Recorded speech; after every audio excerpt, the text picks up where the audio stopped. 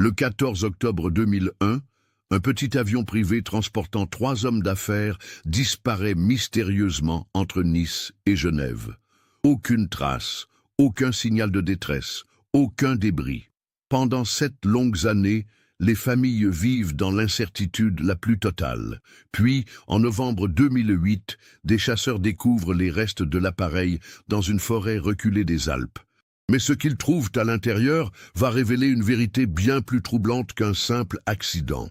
Car Philippe Garnier, Marc Lefebvre et Antoine Leclerc n'étaient pas simplement des victimes du destin. Dans cette carlingue tordue par l'impact, une découverte va changer à jamais la compréhension de cette tragédie. Que s'est-il réellement passé à bord de ce vol qui devait être routinier? Et pourquoi a-t-il fallu attendre 7 ans pour que la vérité éclate au grand jour? Avant de continuer avec cette histoire perturbante, si vous appréciez les cas mystérieux réels comme celui-ci, abonnez-vous à la chaîne et activez les notifications pour ne manquer aucun nouveau cas. Maintenant, découvrons comment tout a commencé. Pour comprendre les événements tragiques du 14 octobre 2001, il faut d'abord connaître l'histoire de ces 3 hommes et de l'entreprise qui les liait. Philippe Garnier, 45 ans, était le propriétaire de Méditerranée Import-Export, une société prospère basée à Nice, spécialisée dans le commerce de produits alimentaires entre la France et l'Italie. Installé dans les quartiers chics de Simiès, Philippe menait une vie apparemment parfaite avec sa femme Sylvie, professeure de littérature au lycée Masséna, et leurs 2 enfants, Emma, 16 ans, et Julien, 14 ans. L'entreprise de Philippe employait une trentaine de personnes et générait un chiffre d'affaires annuel dépassant les 5 millions d'euros. Depuis sa création en 1992, Méditerranée Import-Export s'était imposé comme un acteur incontournable du commerce franco-italien sur la Côte d'Azur. Les bureaux, situés dans le quartier d'affaires de l'Arenas, bourdonnaient d'activités constantes avec des camions chargés de produits traversant quotidiennement la frontière. Marc Lefebvre, 38 ans, était bien plus qu'un simple comptable pour Philippe. Diplômé de l'École supérieure de commerce de Marseille, il avait rejoint l'entreprise dès 1994 et était devenu progressivement l'homme de confiance de Philippe. Méticuleux jusqu'à l'obsession, Marc connaissait chaque détail des finances de l'entreprise. Il vivait seul dans un appartement moderne du quartier de la Libération à Nice, entièrement dévoué à son travail. Ses collègues le décrivaient comme un homme réservé, mais d'une honnêteté irréprochable, celui vers qui on se tournait quand les chiffres ne collaient pas. Antoine Leclerc, 42 ans, était le 3e associé, un investisseur qui avait apporté les capitaux nécessaires à l'expansion de l'entreprise au milieu des années 90. Contrairement à Philippe et Marc, Antoine ne travaillait pas quotidiennement dans l'entreprise. Il possédait plusieurs investissements dans la région et passait son temps entre Monaco, où il résidait, et ses diverses propriétés. Passionné d'aviation depuis son adolescence, Antoine avait obtenu sa licence de pilote privé en 1986 et possédait un Piper Cherokee PA-28, un avion de 6 places qu'il utilisait régulièrement pour ses déplacements d'affaires. La relation entre les 3 hommes semblait harmonieuse en surface. Philippe dirigeait les opérations commerciales, Marc gérait scrupuleusement les aspects financiers et Antoine apportait les fonds et les connexions nécessaires au développement.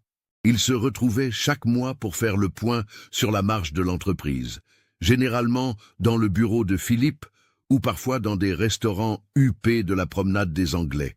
Cependant, au cours de l'année 2001, certains employés avaient remarqué des tensions inhabituelles.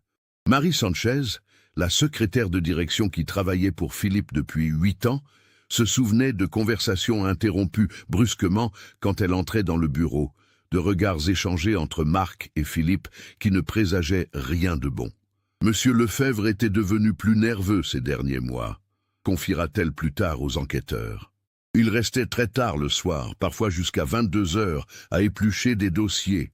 Quand je lui demandais s'il avait besoin d'aide, il me répondait que tout allait bien, mais son visage disait le contraire. L'été 2001 avait été particulièrement chargé pour l'entreprise. Un nouveau contrat avec une chaîne de supermarchés italiens représentait une opportunité de croissance considérable, mais nécessitait des investissements importants en logistique.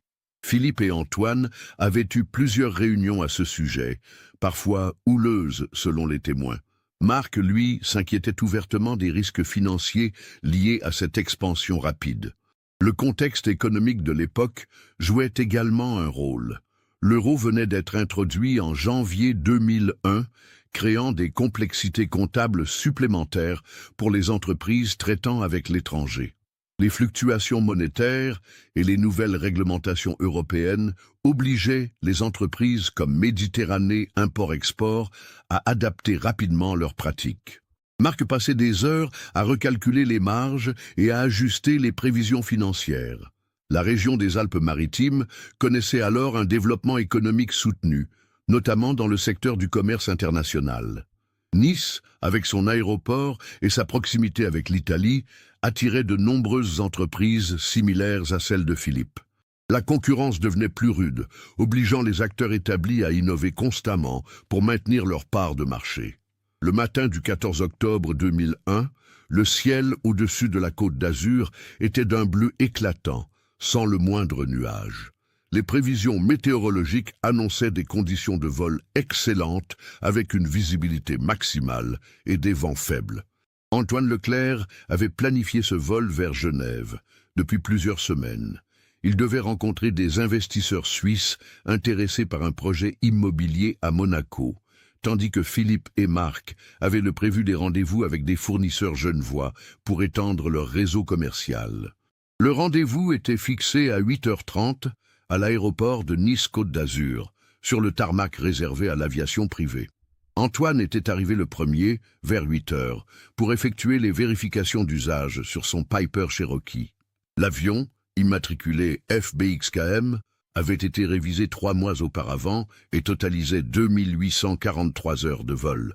Antoine en était propriétaire depuis 1998 et le connaissait parfaitement. Philippe arriva à 8h25 accompagné de Marc. Les deux hommes semblaient tendus, échangeant peu de mots pendant qu'Antoine terminait ses préparatifs. Yves Martineau, le responsable de l'aviation privée de l'aéroport, les salua comme à son habitude. Monsieur Leclerc était très méticuleux, se souviendra-t-il. Il vérifiait toujours tout 2 fois les niveaux d'essence, l'état des ailes, les instruments. Ce matin-là, il semblait normal, concentré comme toujours. Le plan de vol avait été déposé la veille au soir. Départ de Nice à 9h, arrivée prévue à Genève-Cointrin à 10h45 avec un passage par Grenoble pour éviter les zones de trafic dense. Le trajet de 520 km était familier pour Antoine, qui l'avait effectué une quinzaine de fois ces dernières années. À 8h50, après avoir chargé leurs bagages, les 3 hommes montèrent à bord. Antoine s'installa aux commandes. Philippe prit place à côté de lui en tant que copilote, et Marc s'assit derrière Philippe. Les témoins sur le tarmac remarquèrent que l'atmosphère était plutôt silencieuse, inhabituelle pour Philippe, qui était généralement très bavard avant les voyages. Le décollage se déroula normalement à 9h précises. La tour de contrôle de Nice maintint le contact radio avec l'appareil jusqu'à 9h28, moment où Antoine annonça qu'il quittait l'espace aérien niçois pour entrer dans celui de Marseille. Sa voix était claire et professionnelle. « Nice approche. FBXKM quitte votre fréquence. Contact Marseille. Bonne journée. » Ce furent les derniers mots entendus de l'équipage. À 9h32, le contrôleur aérien de Marseille essaya d'établir le contact avec le vol FBXKM selon la procédure habituelle. Aucune réponse. Plusieurs tentatives furent effectuées sur différentes fréquences. À 9h45, l'alerte fut donnée. Le radar de Marseille avait perdu le signal de l'avion à 9h29, quelques minutes après le dernier contact radio, alors que l'appareil volait au-dessus de la région de Castellane, dans les Alpes de Haute-Provence. Les premières recherches commencèrent dans l'heure qui suivit. 2 hélicoptères des secours en montagne décollèrent de Digne-les-Bains et de Gap pour survoler la zone où le signal radar avait disparu. Le relief accidenté des Préalpes, avec ses gorges profondes et ses forêts denses, compliquait considérablement les recherches. Les conditions météorologiques, pourtant excellentes le matin, se dégradaient progressivement avec l'arrivée de nuages bas qui limitaient la visibilité. À 11 heures, quand l'avion aurait dû atterrir à Genève, l'inquiétude se transforma en certitude. Philippe Garnier n'était pas du genre à modifier ses plans sans prévenir. Sa secrétaire, Marie Sanchez, confirma qu'il avait des rendez-vous importants programmés l'après-midi même et qu'il n'aurait jamais manqué ces réunions sans donner de nouvelles. Sylvie Garnier fut prévenue vers midi par un coup de téléphone du commissaire marin de Nice. « Madame Garnier, nous avons un problème concernant votre mari », avait-il commencé avec précaution. « Son avion a disparu des écrans radars ce matin. Nous avons mobilisé tous les moyens de recherche disponibles. » Sylvie s'effondra. Elle connaissait les risques de l'aviation, mais Philippe l'avait toujours rassurée sur la fiabilité d'Antoine comme pilote. Les familles de Marc Lefebvre et Antoine Leclerc furent également alertées. La sœur de Marc, Catherine, qui vivait à Marseille, prit immédiatement la route pour Nice. Les parents d'Antoine, âgés de 70 et 72 ans, habitant Cannes, furent dévastés par la nouvelle.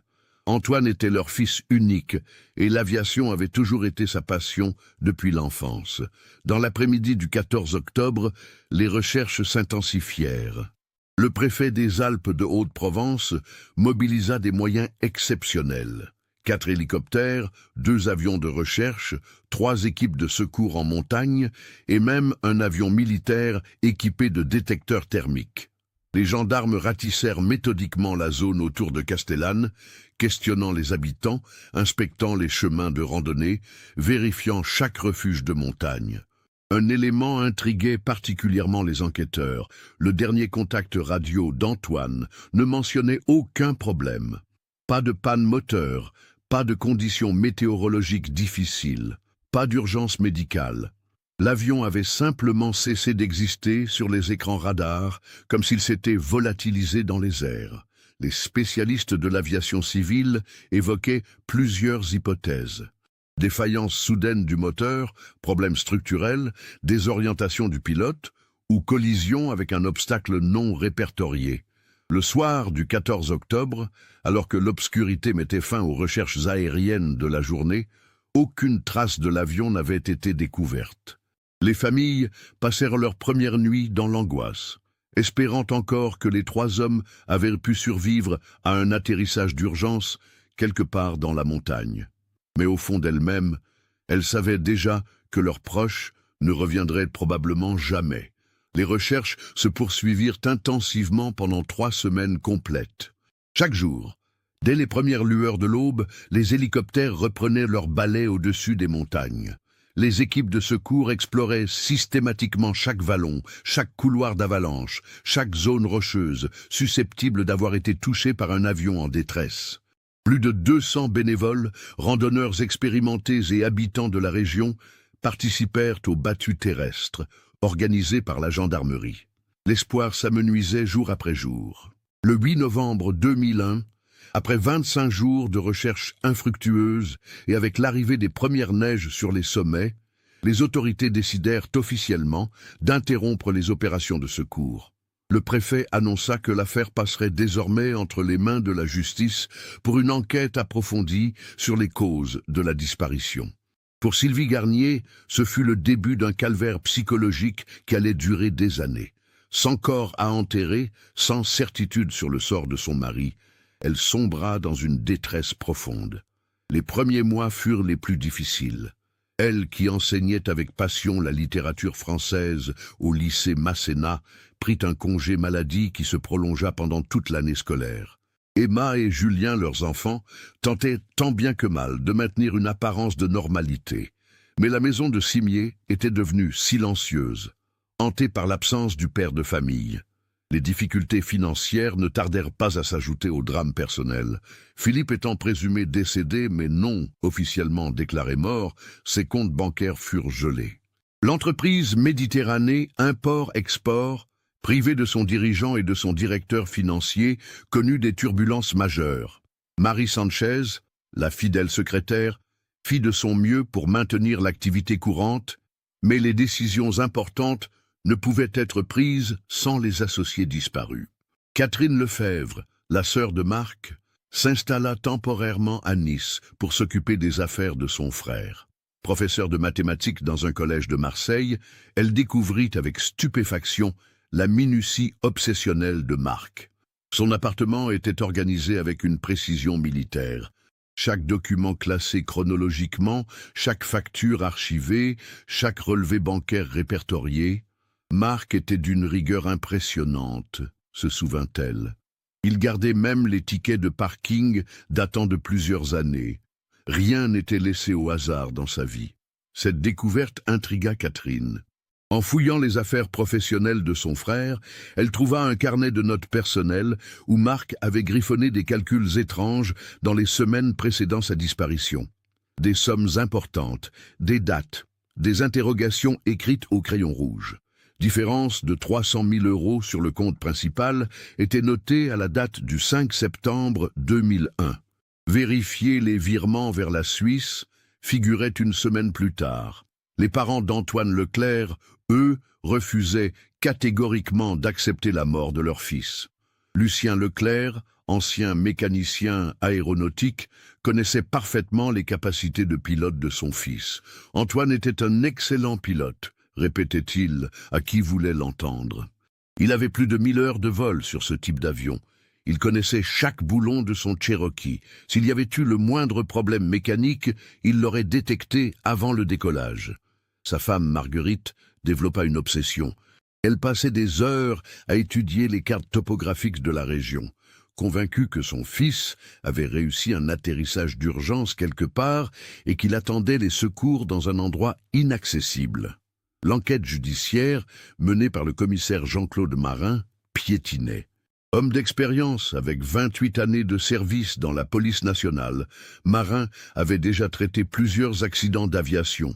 Mais ce dossier présentait des particularités troublantes. L'analyse des dernières communications radio ne révélait aucune anomalie dans la voix d'Antoine. Les vérifications techniques effectuées sur l'avion avant le départ n'avaient relevé aucun défaut. La météo était parfaite, le pilote était expérimenté et sobre, tous les éléments d'un vol de routine étaient réunis. Pourtant, des détails interpellaient l'enquêteur. Plusieurs employés de Méditerranée Import-Export avaient évoqué des tensions récentes entre les associés. Marie Sanchez avait mentionné les longues soirées de travail de Marc Lefebvre et son comportement nerveux.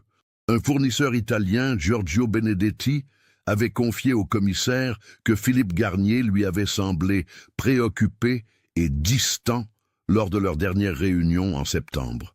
L'année 2002 passa sans apporter de nouvelles révélations. Les familles tentèrent tant bien que mal de reconstruire leur vie brisée. Sylvie Garnier reprit progressivement ses cours, mais ses collègues remarquaient qu'elle avait perdu sa joie de vivre.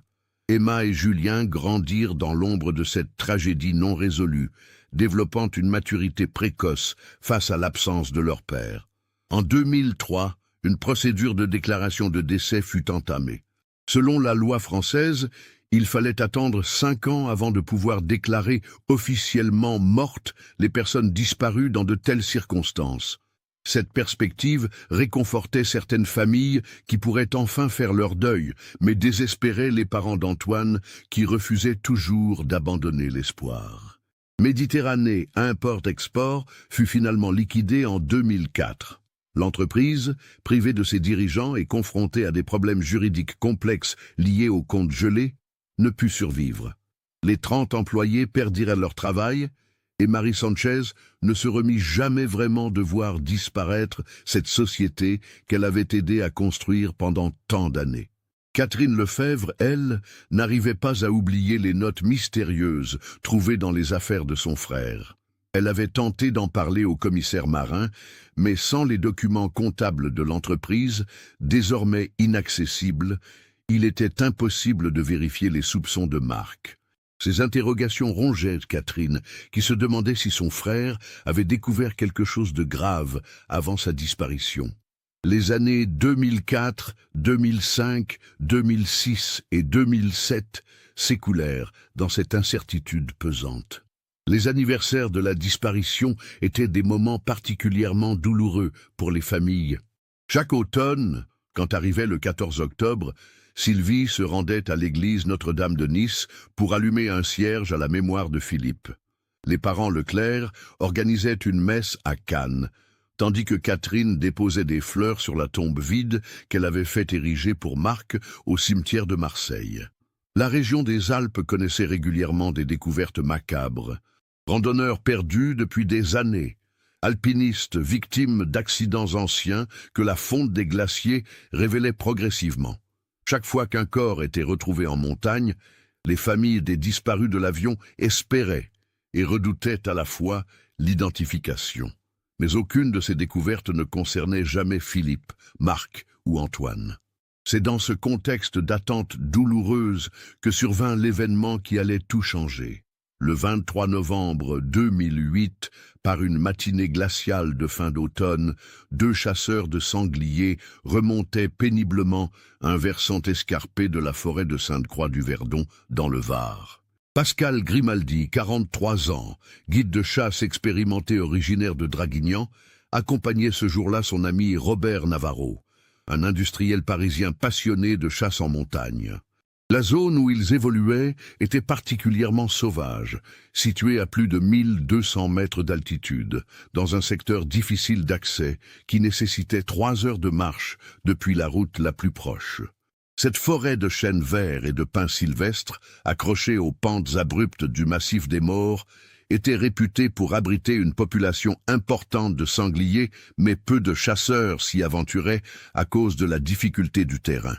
Vers 11h30, alors qu'il suivait une piste animale le long d'un à-pic rocheux, Pascal remarqua quelque chose d'inhabituel dans le ravin en contrebas. Entre les branches brisées et la végétation dense, des reflets métalliques attiraient son attention. « Robert, regarde là-bas », dit-il en pointant du doigt vers le fond du ravin. « On dirait du métal. Ça brille au soleil. » Les 2 hommes descendirent prudemment la pente rocailleuse, s'aidant des branches pour éviter de glisser sur les feuilles humides.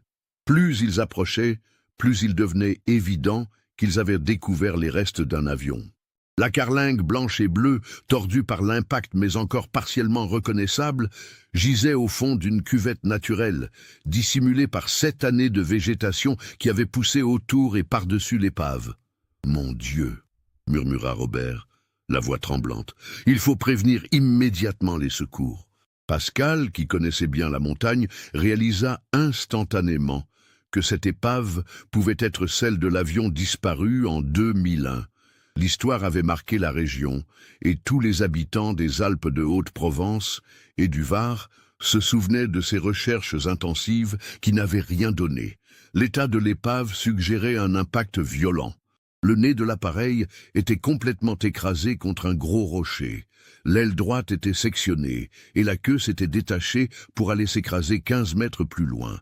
Des débris métalliques jonchaient le sol sur un rayon de plusieurs dizaines de mètres. La nature avait repris ses droits. Et des ronces s'étaient enroulées autour des hélices, de la mousse recouvrait une partie du fuselage, et un petit chêne avait même poussé à travers l'aile gauche perforée. Sans s'approcher davantage de l'épave par respect pour les victimes et pour préserver la scène, Pascal sortit son téléphone portable. Malheureusement, comme souvent en montagne, le réseau était inexistant dans cette cuvette isolée. Les 2 chasseurs remontèrent rapidement sur la crête pour trouver du signal et alerter les autorités. À 13h45, Pascal réussit enfin à joindre la gendarmerie de Draguignan. « Nous venons de découvrir une épave d'avion dans la forêt de Sainte-Croix-du-Verdon », annonça-t-il au maréchal des logis de service. « Ça pourrait être l'avion disparu il y a plusieurs années avec 3 hommes à bord. L'épave est dans un état... Il faut que vous veniez rapidement. » La nouvelle fit l'effet d'une bombe dans les services de gendarmerie. L'adjudant-chef, Bertrand Olivier, qui avait participé aux recherches initiales en 2001, fut immédiatement désigné pour coordonner l'intervention. À 15 heures, une équipe de 6 gendarmes accompagnés d'un médecin légiste et d'un expert aéronautique se dirigeait vers la forêt de Sainte-Croix-du-Verdon, guidée par Pascal Grimaldi. L'accès à l'épave s'avéra extrêmement complexe. Il fallut faire appel à une équipe spécialisée de secours en montagne pour sécuriser la descente dans le ravin et établir un périmètre de sécurité autour des débris. Ce n'est qu'à la tombée de la nuit que les premiers constats purent être établis. L'identification de l'appareil ne laissait aucun doute. L'immatriculation FBXKM était encore partiellement visible sur l'aile droite. Il s'agissait bien du Piper Cherokee d'Antoine Leclerc. Après 7 ans de recherche vaine, l'avion était enfin retrouvé, dans une zone qui n'avait jamais été explorée car elle se situait à plus de 60 km de la dernière position radar connue.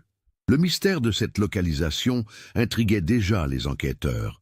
Comment l'avion avait-il pu dévier si loin de sa route sans qu'aucun signal de détresse ne soit émis?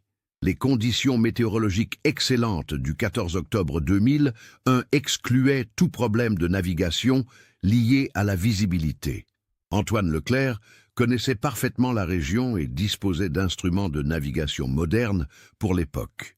Le 24 novembre au matin, dès les premières lueurs du jour, une équipe renforcée d'enquêteurs investit le site du crash.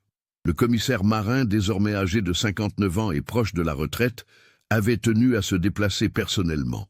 Cette affaire l'avait hanté pendant 7 années, et il comptait bien découvrir enfin la vérité sur cette disparition mystérieuse. L'examen initial de l'épave révéla des éléments troublants. Contrairement à ce qu'on aurait pu attendre d'un accident dû à une panne mécanique ou à une erreur de pilotage, la répartition des débris suggérait que l'avion avait heurté la montagne en vol contrôlé, à une vitesse relativement faible.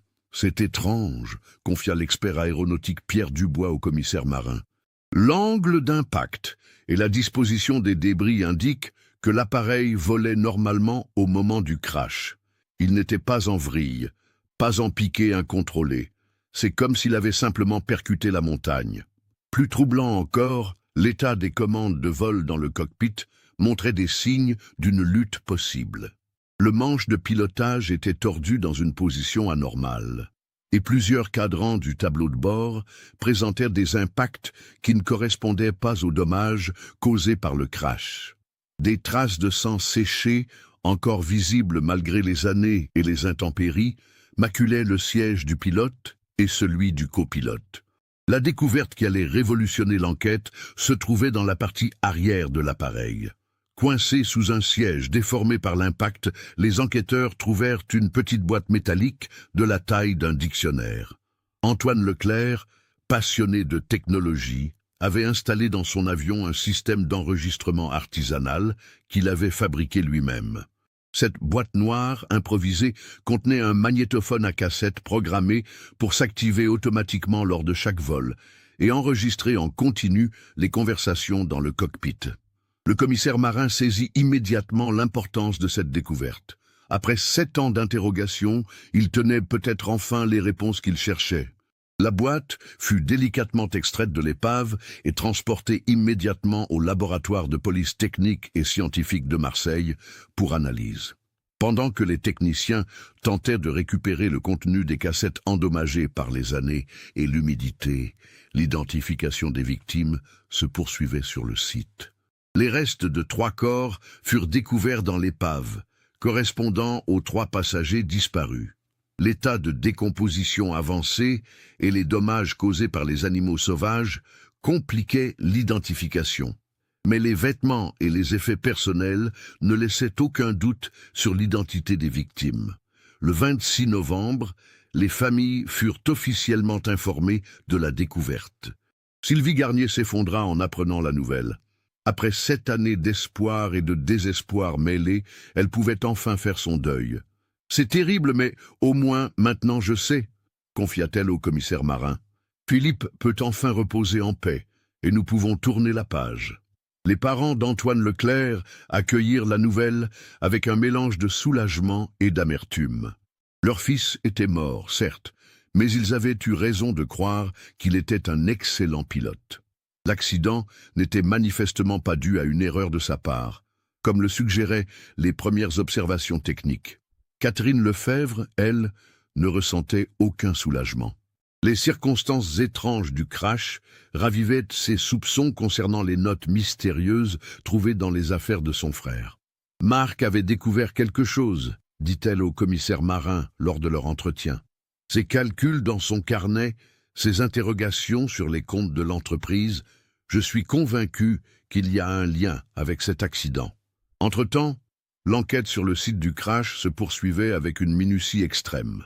L'expert aéronautique Pierre Dubois supervisait l'examen de chaque débris, cherchant des indices sur les causes de l'accident. L'état du moteur était particulièrement révélateur. Aucune trace de surchauffe, aucune pièce cassée, aucun signe de défaillance mécanique. Ce moteur fonctionnait parfaitement au moment de l'impact, confirma-t-il au commissaire Marin.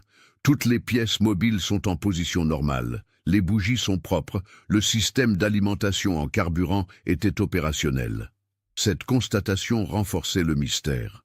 Si l'avion était en parfait état de marche, pourquoi avait-il dévié si loin de sa route pour s'écraser dans cette montagne isolée? La position de l'épave, à plus de 60 km de la dernière position radar connue, suggérait un vol d'au moins 25 minutes supplémentaires après la perte de contact avec les contrôleurs aériens. Le commissaire Marin demanda à reconstituer précisément la trajectoire possible de l'avion. En collaboration avec les services de la navigation aérienne, il établit qu'après avoir quitté l'espace aérien niçois, l'appareil avait continué vers le nord-est pendant environ 10 minutes, selon sa route normale, puis avait mystérieusement obliqué vers l'est-sud-est pour se diriger vers la région où il s'était écrasé. « C'est incompréhensible », expliqua le contrôleur aérien Michel Pradel, qui avait 23 ans d'expérience. Cette déviation n'a aucun sens du point de vue aéronautique. Antoine Leclerc se dirigeait vers une zone montagneuse, sans aucun aéroport de secours à proximité.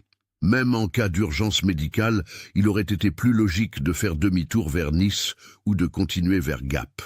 L'analyse des conditions météorologiques du 14 octobre 2000 en fut reprise intégralement. Météo France confirma que la visibilité était excellente ce jour-là, avec un plafond nuageux à plus de 3000 mètres d'altitude et des vents inférieurs à 15 km par heure. Aucun phénomène atmosphérique particulier n'aurait pu désorienter un pilote expérimenté comme Antoine. Pendant que ces vérifications techniques se poursuivaient, Catherine Lefebvre multipliait les démarches pour faire entendre ses soupçons concernant son frère Marc. Elle avait apporté au commissaire Marin une photocopie des notes mystérieuses trouvées dans l'appartement de Marc, mais aussi d'autres documents qu'elle avait découverts en rangeant ses affaires. Parmi ces documents figurait un agenda personnel de Marc pour l'année 2001. Les dernières semaines, avant la disparition, y étaient marquées par des annotations inquiétantes. RDV Banque Suisse, question compte, vérifier virement septembre, confronté P avant voyage. La dernière entrée, datée du 12 octobre, soit 2 jours avant le vol fatal, était particulièrement troublante. Plus le choix doit parler à P et A pendant voyage Genève. Mon frère était quelqu'un de très rigide moralement, expliqua Catherine au commissaire. S'il avait découvert des irrégularités dans les comptes de l'entreprise, il n'aurait jamais pu fermer les yeux. Cela l'aurait rongé de l'intérieur jusqu'à ce qu'il trouve le courage d'en parler. Ces révélations amenèrent le commissaire Marin à réexaminer le dossier de Méditerranée Import-Export. Malheureusement, la liquidation de l'entreprise en 2004 avait entraîné la dispersion de nombreux documents comptables. Cependant, grâce aux archives de la Chambre de commerce de Nice et aux déclarations fiscales conservées par les services des impôts, il fut possible de reconstituer partiellement la situation financière de l'entreprise. L'enquête comptable révéla des anomalies troublantes. Au cours des 6 mois précédant la disparition, plusieurs virements importants avaient été effectués vers un compte bancaire suisse au nom d'une société écran domiciliée au Liechtenstein. Ces virements, d'un montant total de 450 000 €, n'apparaissait dans aucune pièce justificative de l'entreprise. Officiellement, cet argent n'existait pas dans les livres de compte. Plus intrigant encore, les dates de ces virements correspondaient exactement aux périodes où Philippe Garnier effectuait ses voyages d'affaires en Italie. Une vérification auprès des douanes italiennes révéla que Philippe traversait la frontière beaucoup plus fréquemment que ne le justifiaient les contrats commerciaux officiels de son entreprise. Entre janvier et septembre 2001, il avait effectué 27 passages documentés, alors que les factures clients n'en justifiaient que 15. Philippe menait visiblement une double activité, conclut le commissaire Marin. Il utilisait sa société légitime comme couverture pour des opérations beaucoup moins avouables. Marc Lefebvre, en tant que responsable comptable, avait forcément fini par s'en apercevoir. Cette hypothèse prenait encore plus de consistance quand on analysait la personnalité des trois hommes. Philippe était décrit par ses proches comme quelqu'un d'ambitieux, toujours à la recherche de nouveaux marchés et de profits plus importants. Antoine, riche héritier vivant à Monaco, évoluait dans un milieu où les montages financiers complexes étaient monnaie courante. Marc, au contraire, était unanimement décrit comme un homme intègre et méticuleux, incapable de fermer les yeux sur des irrégularités. Le portrait psychologique qui se dessinait était celui d'un trio d'associés aux motivations divergentes. Philippe, l'entrepreneur prêt à tout pour réussir, Antoine, l'investisseur fortuné peu regardant sur les méthodes, et Marc, le comptable honnête, découvrant progressivement les activités illégales de ses partenaires. L'analyse des relevés téléphoniques des trois hommes pour les semaines précédant leur disparition apporta un éclairage supplémentaire. Marc avait contacté un avocat spécialisé en droit des affaires le 5 octobre 2001, soit 9 jours avant le voyage fatal. La conversation avait duré 43 minutes. Maître Jean-Paul Rivière, contacté par les enquêteurs, se souvint de cet appel. Monsieur Lefebvre m'avait exposé une situation délicate concernant des irrégularités comptables dans son entreprise. Il souhaitait connaître ses obligations légales en tant que directeur financier. Je lui avais conseillé de rassembler des preuves formelles avant d'entreprendre toute démarche. Philippe, de son côté, avait eu plusieurs conversations téléphoniques longues avec des correspondants en Italie et en Suisse dans les jours précédant le voyage. L'un de ces appels, le 10 octobre, avait duré près d'1 heure et demie, avec un numéro suisse qui s'avéra être celui d'une société financière genevoise, spécialisée dans la gestion de capitaux offshore. Antoine avait également été très actif au téléphone, mais ses appels concernaient principalement l'organisation du vol. Réservation de l'espace aérien, vérification des conditions météorologiques, contact avec l'aéroport de Genève pour confirmer l'heure d'arrivée. Un détail intriguait cependant les enquêteurs. Antoine avait appelé son assureur aviation le 12 octobre pour augmenter sa couverture de responsabilité civile, la faisant passer de 500 000 € à 2 millions d'euros. Tous ces éléments convergeaient vers une conclusion troublante. Le vol du 14 octobre 2001 n'était pas un simple déplacement d'affaires. Il avait été l'occasion d'une confrontation entre les trois associés. Marc ayant probablement décidé de révéler ses découvertes à Philippe et Antoine pendant le voyage. La reconstitution de cette confrontation allait bientôt devenir possible grâce aux enregistrements contenus dans la boîte noire artisanale d'Antoine. Le 28 novembre, les techniciens du laboratoire de Marseille réussirent enfin à extraire des enregistrements audibles des cassettes endommagées. Ce qu'ils découvrirent allait bouleverser complètement l'enquête et révéler une vérité que personne n'avait soupçonnée. Le commissaire Marin se rendit personnellement au laboratoire de Marseille pour écouter les enregistrements. Dans une salle insonorisée, accompagné de l'expert aéronautique Pierre Dubois et du procureur de la République de Draguignan, il découvrit les derniers moments tragiques du vol FBXKM. Les premières minutes de l'enregistrement correspondaient au décollage normal. On entendait Antoine donner ses instructions de pilotage, Philippe confirmer les procédures de copilote et Marc faire quelques commentaires anodins sur le paysage défilant sous l'appareil. L'atmosphère semblait détendue, presque routinière. Mais à 9h26, soit 4 minutes avant le dernier contact radio officiel, la situation changea dramatiquement. La voix de Marc s'éleva soudain, tremblante mais déterminée. « Philippe, il faut qu'on parle. Je ne peux plus faire semblant de ne rien voir. Les 450 000 € transférés sur le compte suisse de Alpina Holdings, tu peux m'expliquer ?» Un silence pesant s'installa dans le cockpit. On entendait uniquement le ronronnement régulier du moteur et le bruit du vent sur la carlingue. Puis Philippe répondit, sa voix trahissant une tension soudaine. « Marc, ce n'est pas le moment de parler de ça. On est en vol. Antoine doit se concentrer sur le pilotage. » « Justement, Antoine aussi doit entendre ça, » insista Marc. « Cette société, Alpina Holdings, c'est toi qui l'as créée, n'est-ce pas? Tous ces voyages en Italie qui ne correspondent à aucune facture client, tu utilises notre entreprise pour blanchir de l'argent sale. » Antoine intervint alors, sa voix restant calme mais préoccupée. « Marc, qu'est-ce que tu es en train de dire exactement? Je dis qu'on trempe tous les trois dans des activités illégales sans même le savoir, » répondit Marc avec une fermeté croissante. « Philippe, depuis 8 mois, tu détournes l'argent de l'entreprise pour alimenter des comptes offshore. Et toi, Antoine, tes amis monégasques utilisent nos camions pour transporter autre chose que de l'huile d'olive et du parmesan. » La voix de Philippe monta d'un ton, devenant agressive. « Tu ne sais pas de quoi tu parles, Marc. Tu ferais mieux de te taire et de t'occuper de ta comptabilité. » « Ma comptabilité, justement, c'est ça le problème, » rétorqua Marc. « Je refuse de continuer à signer des bilans truqués. J'ai rendez-vous lundi avec Maître Rivière pour savoir comment me sortir de cette situation légalement. » Un bruit sourd résonna dans l'habitacle. L'expert aéronautique fronça les sourcils en écoutant attentivement. « On dirait que quelqu'un a donné un coup, » murmura-t-il au commissaire marin. Effectivement, la voix d'Antoine s'éleva, inquiète. « Philippe, qu'est-ce que tu fais? Lâche, Marc! Ce petit comptable de merde va tous nous faire tomber, » gronda Philippe.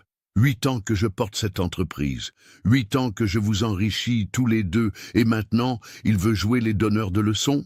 Mais la situation dégénérait rapidement. On entendait des bruits de lutte, des cris étouffés, le claquement des ceintures de sécurité qu'on défaisait. Antoine tentait de maintenir l'avion stable tout en essayant de calmer ses 2 passagers. « Arrêtez! Vous allez nous faire cracher! Philippe, retourne à ta place !» Mais Philippe ne l'écoutait plus. Sa voix était devenue haineuse. « Tu crois que je vais laisser ce minable détruire tout ce que j'ai construit? Marc, si tu parles à qui que ce soit, je te jure que tu le regretteras. » Marc répondit, essoufflé mais déterminé. « C'est trop tard, Philippe. J'ai déjà constitué un dossier avec toutes les preuves. S'il m'arrive quelque chose, ma sœur Catherine sait quoi faire. » Ces mots eurent l'effet d'une bombe. Philippe explosa littéralement de rage. « Salaud, tu nous as tous vendus !» Le bruit de la bagarre s'intensifia. Antoine criait désespérément. « Nom de Dieu, arrêtez, on descend trop vite. Philippe, retourne à ton siège. Marc, aide-moi à le maîtriser. » Mais il était trop tard. On entendait Philippe hurler de rage, complètement hors de contrôle. Dans sa fureur, il s'attaqua même à Antoine. « Toi aussi, tu étais au courant. Vous vouliez tous me trahir. Philippe, non, laisse les commandes. Philippe !» Le cri d'Antoine fut suivi d'un bruit métallique terrifiant. Philippe venait de tirer violemment sur le manche de pilotage, envoyant l'avion dans une trajectoire descendante incontrôlable. Le moteur se mit à rugir, signe que l'appareil prenait de la vitesse en piqué. « On va mourir! On va tous mourir !» hurla Philippe dans un accès de folie destructrice. Antoine luttait désespérément pour reprendre le contrôle de son appareil. « Marc, aide-moi à l'écarter des commandes! Marc !» Mais Marc ne répondait plus. Un bruit sourd, quelques secondes plus tôt, suggérait que Philippe l'avait frappé, probablement assommé. Les derniers instants de l'enregistrement étaient terrifiants. Antoine, seul conscient, tentait l'impossible pour redresser l'avion, tout en luttant contre Philippe, qui, dans sa démence, s'acharnait à tirer sur les commandes pour précipiter le crash. « Mayday, Mayday !» cria Antoine dans sa radio. « FBXKM en détresse, nous tombons, Mayday !» Mais il était trop tard. L'avion avait perdu trop d'altitude et fonçait vers la montagne. Les derniers mots audibles furent ceux d'Antoine, dans un souffle désespéré. « Sylvie, pardonnez-moi !» Puis, ce fut l'impact. Un fracas épouvantable, suivi du silence éternel. Le silence qui suivit l'écoute de ces enregistrements dans le laboratoire de Marseille était pesant. Le commissaire Marin, pourtant habitué aux affaires criminelles les plus sordides, était bouleversé. Après 28 ans de carrière, il n'avait jamais entendu de témoignage aussi saisissant d'une tragédie en temps réel. Philippe Garnier a tué ses 2 associés, résuma le procureur d'une voix blanche. Dans un accès de rage, il a préféré provoquer un crash mortel plutôt que d'affronter les conséquences de ses malversations.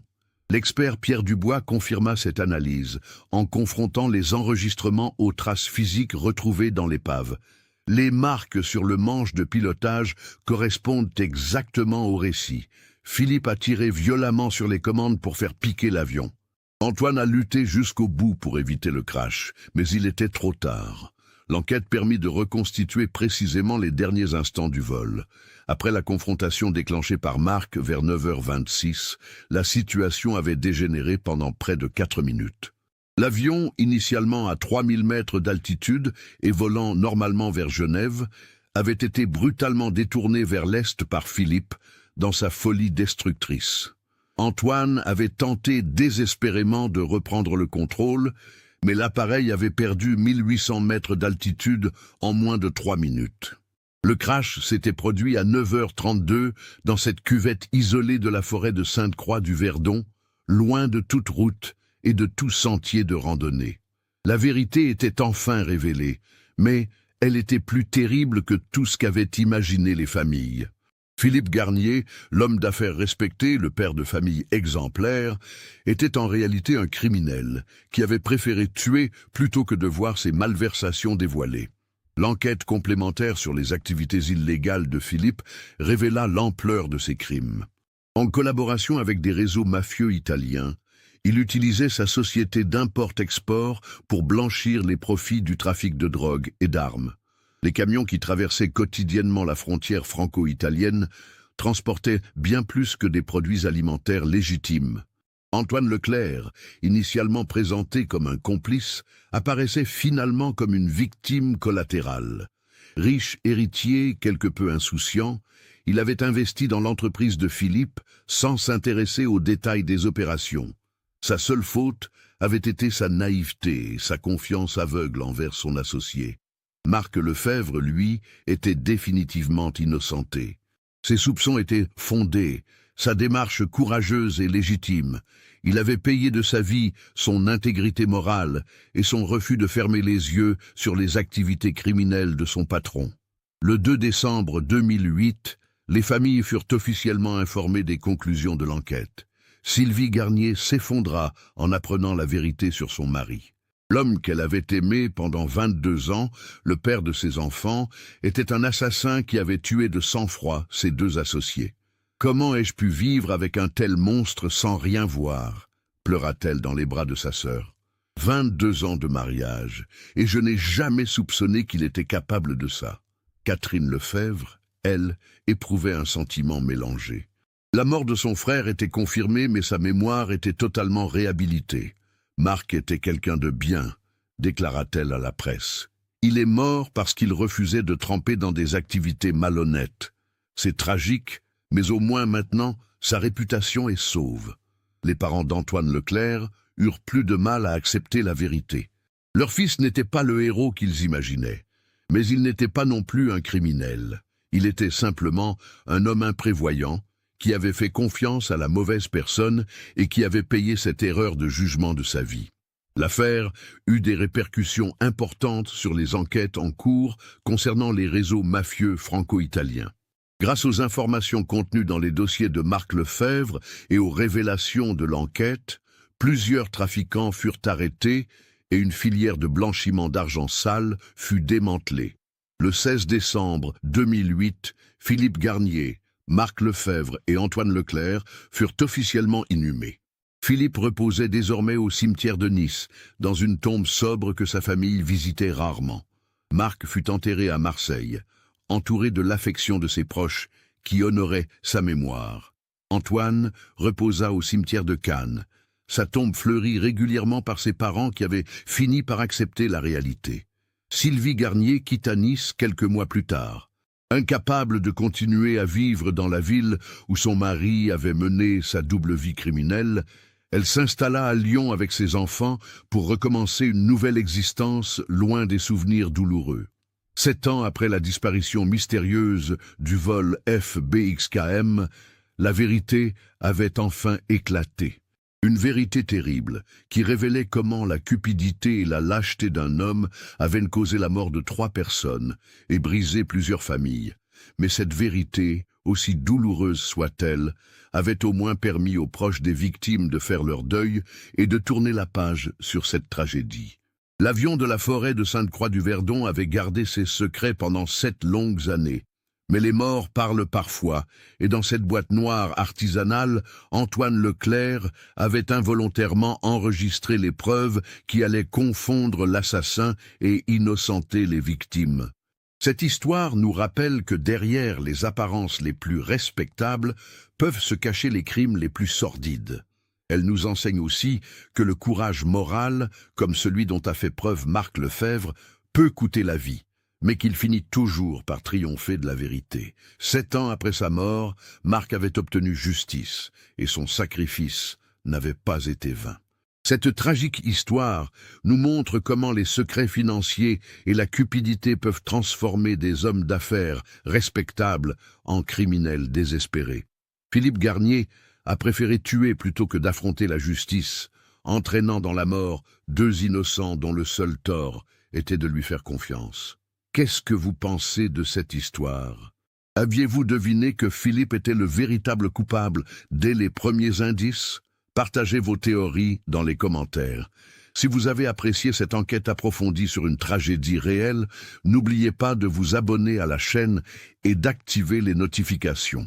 Laissez votre like si cette histoire vous a marqué et partagez-la avec quelqu'un qui s'intéresse aussi à ce type de mystère résolu par la persévérance des enquêteurs.